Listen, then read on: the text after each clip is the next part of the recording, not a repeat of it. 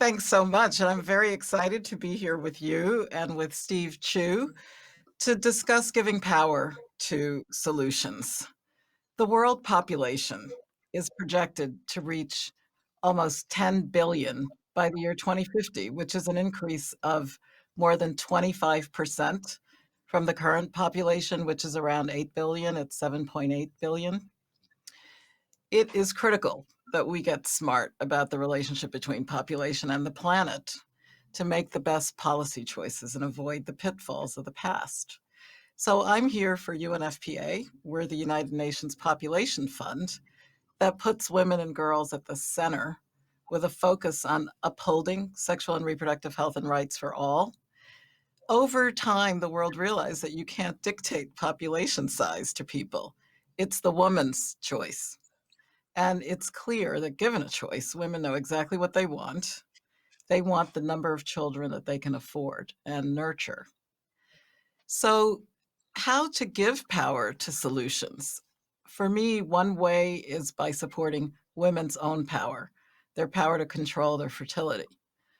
When a woman has the power to make that choice, she's more likely to have power in other spheres of her life as well. We've studied this, and she gains not only in terms of personal autonomy, but also through advances in health and education, in income, and in safety. So she thrives, and so too does her family. That's why I think UNFPA has stood behind choice that can change the world. Right now, there are around 218 million women who want to avoid pregnancy, but they lack access to modern contraception. UNFPA is the largest provider of donated contraceptives to low and middle income countries. And we try to put that power to choose in the hands of millions of women and couples. So, uh, the power to make solutions and to make powerful solutions can be put into a woman's hands, and we have power too. Data and evidence shows this. Humans created a lot of these problems, and I do believe that humans can solve them, and not just women, but of course, everyone. So, Stephen, turning to you because your work is so fascinating and you've engaged with solutions throughout your vast realms of expertise and experience. And would love to know more about your thoughts on this issue of giving power to solutions. Well, first, I couldn't agree with you more about uh, having women have freedom to choose what to do with their own bodies and how to, if they're going to raise families, what size family and what could be the most nurturing. But looking on a broader scale, this is intimately linked with many of the other things that we face in society. And when you think of the major challenges, I think of food. How are we going to have the ability to grow the food for this rapidly increasing population? And with food, water, and clean water and access, and clean and health, and climate change, and the fact that as people want to rise out of poverty, they will naturally consume more energy, more people, more energy, higher productivity, all good things. But this is leading in a very bad direction if you take the totality of all these stresses. So, going back to what you just spoke about, you can't really talk about sustainability until the world population is stabilized. And indeed, we have something that we know already that in societies where there's rapidly increasing prosperity, increasing education among especially women, and having access to, so they can control their own bodies. What you find is that the world population in those sectors go down. And it cuts across all countries, across all religions, races, you name it. Wealthier people, more educated people have fewer children. This is looked upon with horror by some, including many economists, that said, Well, I don't understand. If you have fewer people, if you don't have a growing population, then how are you going to use the more people in the younger age sectors, the productive workforce, to actually create more prosperity for the older people? And so in the United States, this is known as a Ponzi scheme. That means you have people, if you grow and you sell more shares of something, you don't have to actually figure out exactly what to do. And it's famous in the world of how these Ponzi schemes work. You take money from investors, and you grow the number of investors, and then even though you don't produce anything, you can take the money from the new investors, give it back to the old investors, and everything looks really rosy, but you haven't done anything. Except it's worse than that in this global consumption, in a world of 7.5 billion going to 10 billion, going to 11 billion. Uh, you have to design an economy based on no growth, and no growth or even shrinking growth. Uh, I deeply believe it's possible to have rising prosperity with a stable or even declining population. And so, but unless we get off this treadmill, where you can't have any real sustainability, the growing number of people use more resources. Well, it's interesting to consider how the numbers of population have grown, and the question of the big number can sometimes mask the inequalities that are inherent within societies. And so I think the question of how you invest in the people you have, and how, again, the choice of a young person with an education, and you've already laid out the difference that education makes in terms of that trajectory, makes a huge difference. I mean, when I think of a girl at a fork in a road, if she is married as a child under the age of 18, her future is pretty much cooked, and it's a future that's going to be one of lack of economic possibility. So rather than unleashing her creativity and having her participate, not just in her family or in her economy, but really to fulfill her full potential, that cohort needs investment. And we have seen that in every country where economic possibility has increased, these types of investments have been part and parcel of women being able to participate equally in society. Part of that equality between women and men is their ability to be able to conduct themselves in the public commons. And so it's not a trivial matter when a woman understands perfectly well that she would like to limit her family size. But as a global community, have we been able to empower that? The investments in people also, I think, has shown up during this global pandemic, Steve, because this is a pandemic where we've seen the fault lines of what years of a poor health system will do, what years of structural inequality, racism, discrimination, and the type of gender based inequality that translates into institutional neglect. So it's not a coincidence that the poorest people, the most vulnerable people, the most isolated people have been hardest hit by this pandemic. And to recover from that, the food equation and the energy equation is going to be part of it, because a sustainable climate, again, the climate issues hit the poorest and the most vulnerable first. So I think COVID will force us to respond in new ways. And for UNFPA, digital technology has been really, really important to be able to highlight who these vulnerable people are. Where are they? Where are they located? Telemedicine is enabling our doctors in remote areas of Mongolia to be able to converse with that midwife, that nurse, with other health professionals.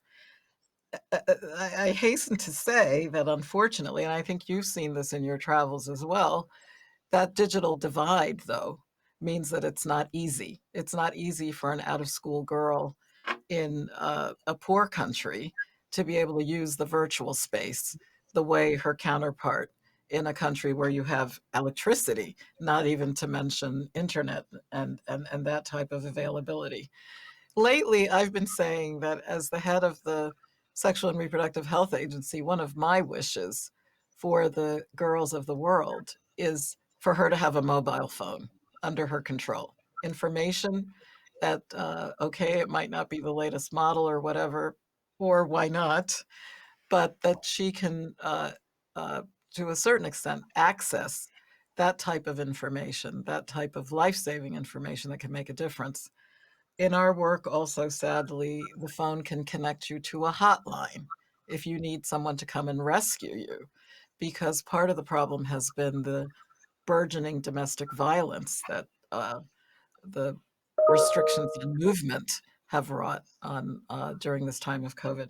So I think part of our power of solutions discussion is that flexibility to, whether policy on the page or in practice on the ground in communities, be able to really let people devise their own solutions and support them to be able to do better with that. It's a global community.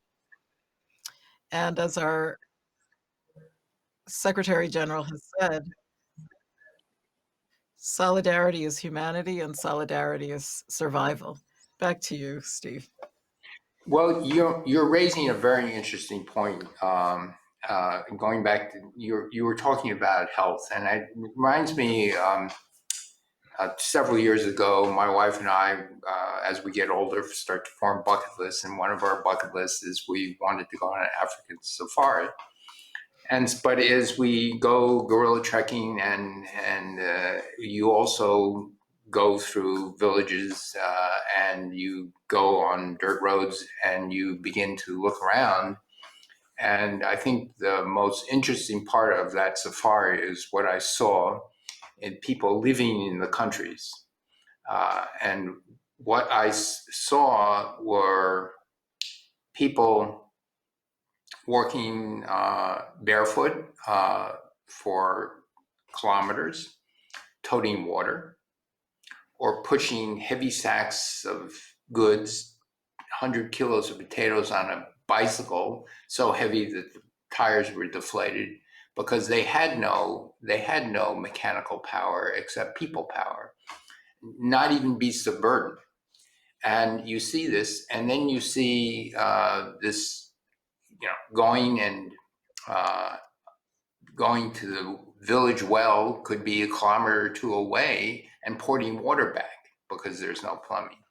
And if you think about all this, and then one of the guides, I started chatting with him, and he said, he had 2 kids, and became educated, and he was trying to start a little farm business. He didn't want to be a driver his entire life. And we spoke about how he grew up, and he was in a family of about 6 or 7 people. And I said, and 6 or 7, are you going to have 6 or 7? He said, oh, no. When I have kids, I expect them to live to an old age. And when my father and mother had kids, they did not. And so having more kids was insurance. So ironically, the best incentive for having fewer kids, besides having information and access, is to actually get wealthy enough that you will survive your childhood and your adulthood and die in old age.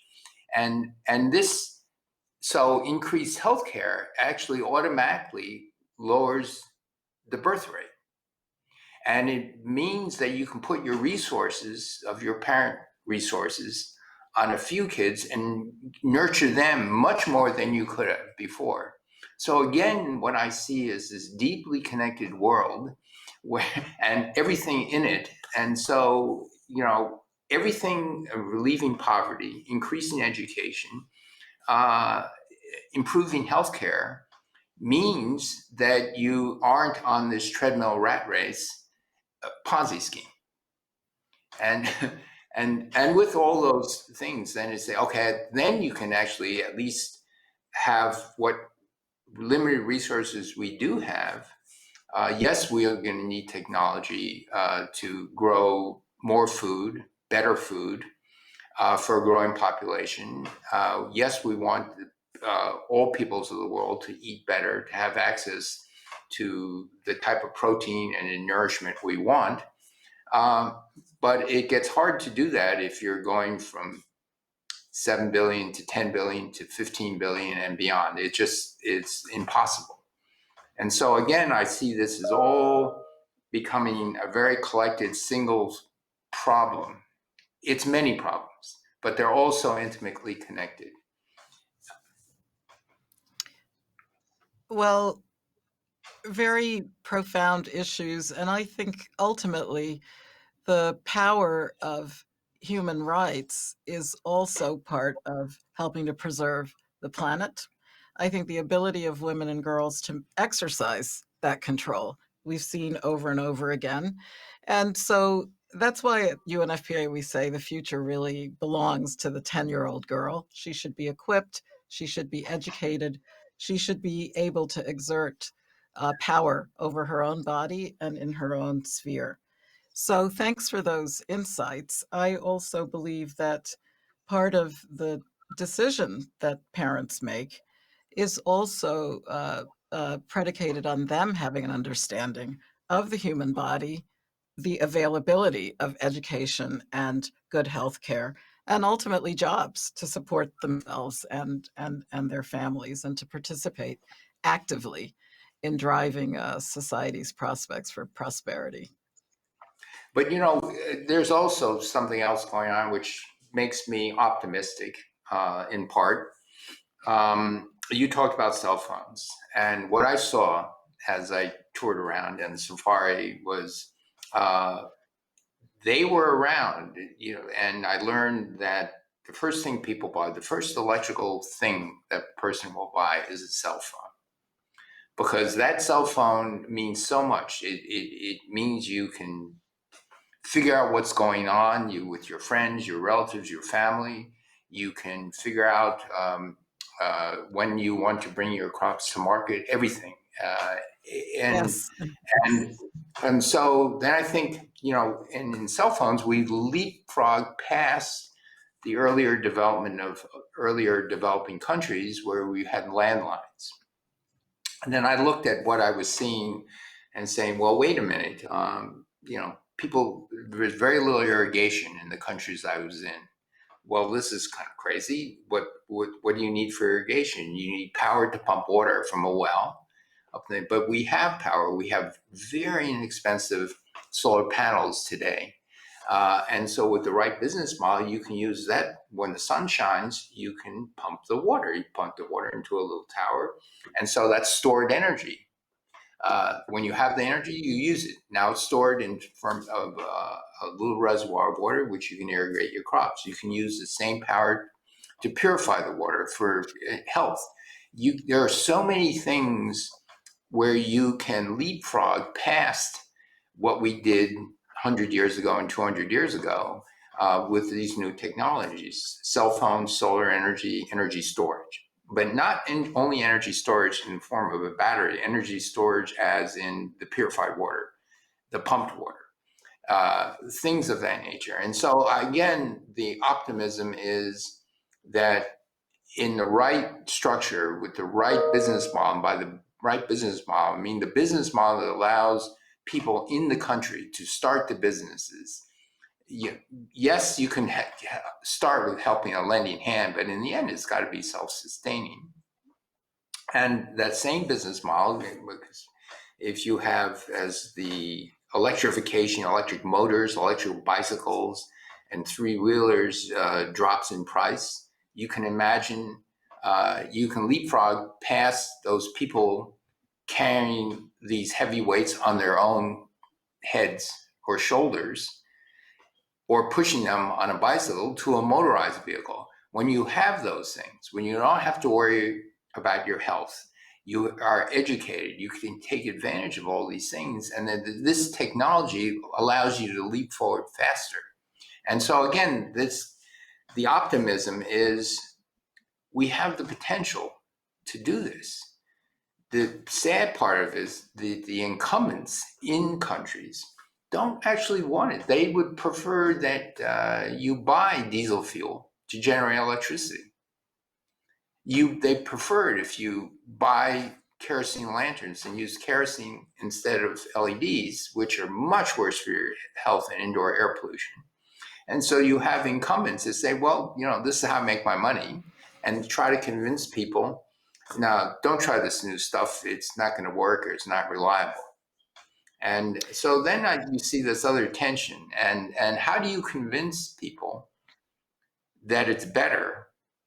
But the other thing is you have to make sure that the new stuff is the real stuff and not the counterfeit junk, because the counterfeit junk poisons the waters.